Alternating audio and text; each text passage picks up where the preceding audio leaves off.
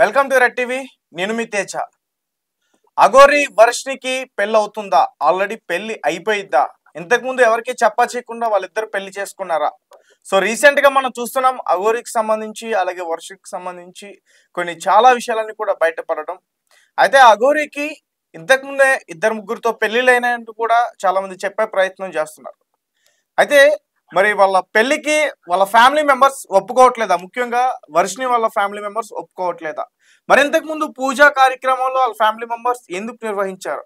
అసలు ఆ పూజలేంటి? అవేమైనా క్షుద్ర పూజల? ఇవన్నీ కూడా మనతో పాటు పూర్తిగా క్లారిటీ ఇవ్వడానికి ప్రస్తుతం మనతో పాటు శివరుద్ర నాగసాధు ఆయన లైన్ లో ఉన్నారు. ఒకసారి ఆయనతో మాట్లాడతాం. గురుగారు నమస్తే అండి. సో అఘోరి అఘోరి గురించి అసలు ఏం చెప్పాలి, ఏం మాట్లాడాలి? ఒక ఆడబిడ్డని మరి ఆమె వశపరుచుకుందా, ఏం చేస్తుందా అనేది పూర్తిగా తెలియదు. కానీ వర్షిని అనే మహిళ అయితే మరి ఆమె దగ్గరికి ఎప్పుడు వెళ్ళడానికి ట్రై చేస్తుంది. ఎవరు ఆపే ప్రయత్నం చేస్తున్నా ఆమె ఆగట్లేదు అంటూ కూడా అంటున్నారు. అసలు ఏంటి, మీరేం చెప్తారు? ఇప్పుడు ఎల్లూరి శ్రీనివాస్ అఘోరి అన్న ప్రస్తావన రాకూడదు. అఘోరి అని కూడా మీరు అనకూడదు. ఎల్లూరి శ్రీనివాస్ చేసి పైశాచికమైన పనులకి ఇంతకు ముందుకు 12-13 మంది అమ్మాయిలు బలయ్యారు. 13-12 మంది అమ్మాయిలకి నేను సాధన ఇచ్చానని ఈయననే చెప్పాడు. ఇంకో అమ్మాయి వర్షిని బయటికి వచ్చేసేసి మేము పవిత్రమైన తల్లి బిడ్డల బంధము మాది, శారీరకమైన సంబంధం ఉండదు మాకు. 27 సంవత్సరాల వయసున్న ఆ యువకుడిని ఈవిడ తల్లితో భావించడం జరిగింది. ఎల్లూరి శ్రీనివాసు అఘోరి మాత, నాగసాధు, బ్రహ్మ విష్ణు పరమేశ్వరులను చెబుతూ ఆయన తిరగడం జరుగుతూ ఉంది. మనందరం దానికి గత సంవత్సరం నుంచి రెగ్యులర్ గా ఫాలో అప్ చేస్తూనే వస్తున్నాం. ఆ అమ్మాయి చెప్పే విషయాలల్లా చూస్తే మేమిద్దరము భార్యాభర్తలము, ఆయన నా భర్త మగవాడు కాబట్టి ఆయననే నాకు సర్వస్వము, మేము పిల్లల్ని తెచ్చుకొని పెంచుకుంటాము అని అంటున్నాం. అలా అంటూ ఉన్న సమయంలో మనం గమనించి ఒక స్త్రీ ఒక పురుషుడిని చేసుకునే హక్కు ఉంది, ఒక పురుషుడు స్త్రీని చేసుకునే హక్కు ఉంది. స్త్రీని స్త్రీ చేసుకోవచ్చు, పురుషుడు పురుషుడిని చేసుకోవచ్చు. కానీ కింద పురుషాంగాన్ని పరమాత్ముడికి ఇచ్చేసి మీద రెండు రెండు బ్రీస్ట్ ఇంప్లాంటేషన్ చేసుకొని నేను స్త్రీని కాదు పురుషుణ్ణి కాదు అన్న ఆ పర్సనాలిటీని మరి ఈ అమ్మాయి ముందుకు తీసుకెళ్లడం చేత మనసులు కలిసాయని అంటున్నారు. కలియుగంలో ఇంకో వర్డ్ తెలుసుకోవాల్సిన అవసరం ఆ వర్షిని అమ్మ చెప్తున్నా. అయితే అఘోరి అతను ట్రాన్స్జెండర్ కదా, అంటే ఒకప్పుడు శ్రీనివాస్ కన్నా అతను తర్వాత మారిపోయారు కదా, మరి ఎట్లా సాధ్యం అవుతుంది? ట్రాన్స్జెండర్ అయిపోయిన తర్వాతనో లేకపోతే అమ్మాయిని పెళ్లి చేసుకున్న తర్వాతనో అన్న విషయం కంటే ముందు శ్రీనివాసే చెప్పిండు నాకు అంగం లేదు అని చెప్పేసి, నేను పరమశివుడికి ఇచ్చేసిన అని చెప్పేసి. తర్వాత ఇప్పుడు శ్రీనివాస్ వచ్చేసి నేను పెళ్లి చేసుకొని నేను ఈ విధంగా ముందుకు పోతున్నా, ఆ అమ్మాయితో సంసారం చేయబోతున్నా, పిల్లల్ని కనబోతున్నా, ఆ పిల్లల్ని పెంచుకోబోతున్నా, నేను ఇట్లా పోతున్నా అట్లా పోతున్నా అన్నది శ్రీనివాస్ ఏది నిజం చెప్పిండని చెప్పి శ్రీనివాస్ నమ్మడానికి మీరు ఒకటి ఆలోచించండి. శ్రీనివాస్ అన్ని చెప్పిండే అబద్ధాలే. లోక కళ్యాణము లేదు, సనాతన ధర్మం అంటే అర్థమే తెలియదు, నీకు నీ దేహం మీదనే దృష్టి లేదు. అక్కడెక్కడో మీ ఊర్లో నుంచి మొదలైన ఆ తంతు, చిన్నప్పుడు మొదలైన ఆ వంతు ఈ రోజు సమాజానికి అంతా రుద్దుతున్నావు. సొంతూరులో విలువ ఉంటే ఈ రోజు ఎక్కడికి వచ్చేవాడు? ఇక్కడ ఒక మాట. తల్లిదండ్రుల విషయం తెలిసి తండ్రి దగ్గర చేరండి అని అంటే ఆ రోజు వచ్చేసి నేను ఆత్మార్పణ చేసుకుంటామని కిరోసినాయిల్ పట్టుకొని తిరిగాడు. ఆ తర్వాత మంగళగిరిలో పోయి అంత తతంగం మొదలు పెట్టాడు. ఇన్ని చేసిన తర్వాత ఆ శ్రీనివాసులో ఈమె ఏ విధంగా సాధన తత్వాన్ని అఘోరి తత్వాన్ని చూసిండొచ్చు. కాబట్టి శ్రీనివాసు, ఎల్లూరి శ్రీనివాస్ వచ్చేసి ఒక సామాన్యమైన సాధకుడు మాత్రమే. ఆయన దగ్గర ధర్మ కార్యక్రమాలకు సంబంధించి, సాధనకు సంబంధించి, లక్ష్యాలకు సంబంధించి లేదు.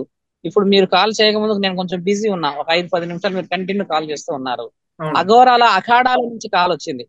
అఖాడాల వాళ్ళు ఏమంటారు, మీరెవరు, ఎక్కడి నుంచి వచ్చింది, ఏం సంగతి, వీళ్ళెవరు అన్న విషయాలు అడుగుతూ ఉన్నారు. అఖాడాలలో అందరికీ తెలిసిపోయింది ఇప్పుడు విషయం. ఇన్ని రోజులు శ్రీనివాస్ చాలా అదృష్టంగా తిరిగిండు. ఈయన చేసిందల్లా సోషల్ మీడియాలోనే ఉండేది. కేవలం మనకి శివరుద్ర సాధుకి అఘోరాకి ఇంకొక 2-3కే పడేది. ఇప్పుడు ఇది అఖాడా పేరు కూడా ఇచ్చారు డిజిటల్ అఘోరి. డిజిటల్ అఘోరా ఇప్పుడు మొత్తం అఖాడాలంతా పెకిలించేశారు. నిన్న సాయంత్రం నుంచి మొత్తం పెంట అయిపోయింది. అఖాడాలలో ఉన్న అఘోరాలకు సమాధానం చెప్పాలి ఎల్లూరి శ్రీనివాస్. తప్పించుకునేది సమాజం నుంచి ఉండొచ్చు, నువ్వు తప్పించుకునేది పోలీసుల నుంచి ఉండొచ్చు, తప్పించుకునేది నువ్వు కొన్ని దైవాధీనమైన ఆలోచనల నుంచి ఉండొచ్చు. కానీ అఘోరా అన్న పేరేదో పెట్టుకొని తిరుగుతున్నావో వాళ్ళు ఇంకా బతికే ఉన్నారు, వాళ్ళు ఏం చనిపోలేదు. అదంతా పుస్తకాల్లో లేదు, ఇంకా నిజ జీవితంలో జీవించే ఉన్నారు అక్కడ కాశీలో. వాళ్ళందరికీ సమాధానాలు చెప్పాల్సిన అవసరం ఉంటుందిగా. గురుగారు అసలు ఏంటి వర్షిని ఎందుకు ఈ అఘోరి వెంటే తిరుగుతుంది? అంటే వీళ్ళిద్దరి మధ్య అంటే ఫస్ట్ భక్తి ఉందేమో అనుకున్నాం, ఆ భక్తితో ఆ వర్షిని వెళ్ళిందేమో అనుకున్నాం. కానీ ఇప్పుడు చాలా విషయాలన్నీ కూడా వెలుగులోకి వస్తున్నాయి. వాళ్ళిద్దరి మధ్య ఒక ప్రేమాయణం ఉందని, ప్రేమ వ్యవహారం నడుస్తుందని, ఇలాంటి విషయాలన్నీ కూడా బయటకు వస్తున్నాయి. ప్రేమ ఉండవచ్చు, కానీ ఆ ప్రేమకు అర్థం ఇది కాదు కదా స్వామి. నేను ఇంకోటి కూడా ఏమంటున్నా అంటే, ప్రేమించుకునే హక్కు ఉంది ఆవిడకి, ఆయనకు ఉన్నది. కానీ ఒళ్ళంతా రుద్రాక్షలు, చితాభస్మము, నేను అఘోరా అని చెప్పుకుంటున్న శరీరానికి లేదు. నీ శరీరంలో ఉన్న రుద్రాక్షలు తీసేసి, చితాభస్మం అంతా తీసేసి, ఆ ముక్కు పుడకలన్నీ, నువ్వు పెట్టుకున్న అన్ని కోరికలను అక్కడ తీసుకుని అన్ని తీసేసి, సామాన్యంగా జీన్స్ టీ షర్ట్ వేసుకొని ఉండు. అప్పుడు నీకు వర్షిని ఏంది? ఆయన ఏదనుకుంటే అది చేయడానికి హక్కులు ఉన్నాయి, ఉన్నా కదా. సాధన అంటే ఒక గురుతత్వం, గురుతత్వం అంటే పరంపర, పరంపర అంటే సనాతనం, సనాతనం అంటే ఆది బీజం, ఆది బీజం అంటే మానవం, మానవం అంటే ధర్మం. ఇన్ని లేని నీకు పరమాత్ముడు మానవత్వం ఇచ్చిండంటే నేను ఎక్కడి నుంచి నమ్ముతాను? సమాజం అంత గుడ్డిదా? ఆ అమ్మాయి పెళ్లి అయిపోయింది, నా భర్త అంటుంది, నుదుటి బొట్టు లేదు, తాళి లేదు, ఎంటికలు ఈరపోసుకొని దయ్యంలో కూర్చుంది. అందులో వశీకరణ ఆ అమ్మాయికి ఎవరు చేయలేరు. ఈ అమ్మాయే శ్రీనివాస్ కు వశీకరణ చేసింది అని నేను ఇప్పుడు చెప్తున్నాను. వర్షినే అఘోరికి వశీకరణం చేసిందా? లేకపోతే శ్రీనివాస్ లాంటి అంటే ఈ వర్షినికి క్షుద్ర పూజల గురించి వీటి గురించి తెలుసా? అయితే వశీకరణ అంటే క్షుద్ర పూజలు కాదు స్వామి, hypnotize, psychiatric. It's called a documented proof psychiatric గా. ఇప్పుడు మీరు నేను చాయ్ తాగుతూ మాట్లాడుకోవడం కూడా వశీకరణే.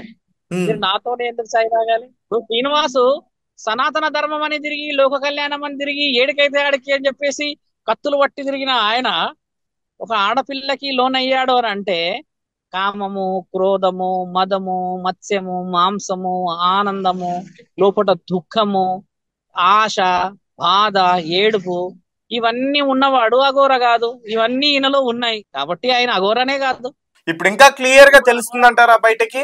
అఘోరి కాదు కదా. వాళ్ళిద్దరు ఈ రోజు కలిసి వెళ్తున్నట్టున్నారు కారులో, వాళ్ళిద్దరూ కలిసి కూర్చొని మాట్లాడుతున్న విషయాలన్నీ కూడా బయట ఒక ప్రముఖ ఛానల్లో నేను చూశాను.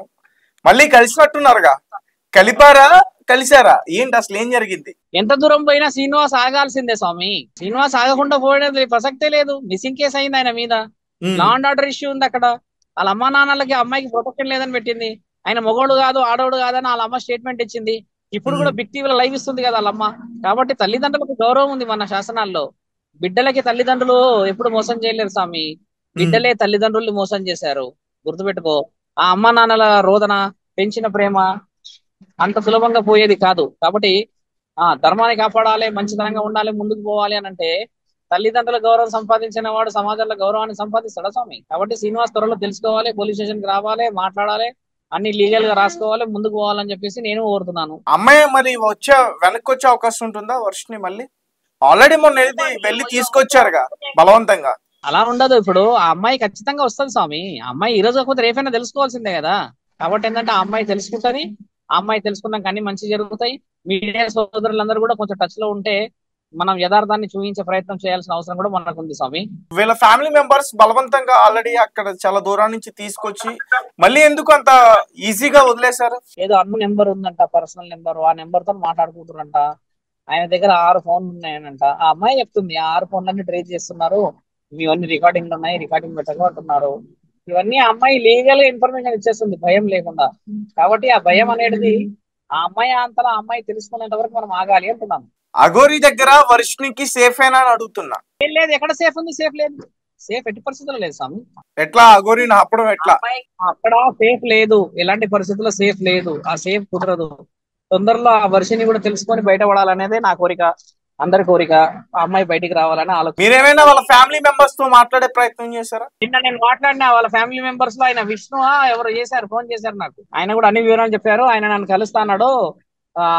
ఈ రోజు రేపు కలిస్తే సరే నాయన, అన్నీ అయిపోయినాక ఈ రోజు ఇట్లా అట్లా అంటే చెప్తే కుదరదు అని చెప్పినాను. ఆయన కూడా సరే అని అన్నారు. ఇక ధర్మం ప్రకారంగా ముందుకు వెళ్ళాలి అని ఆలోచిస్తున్నాము.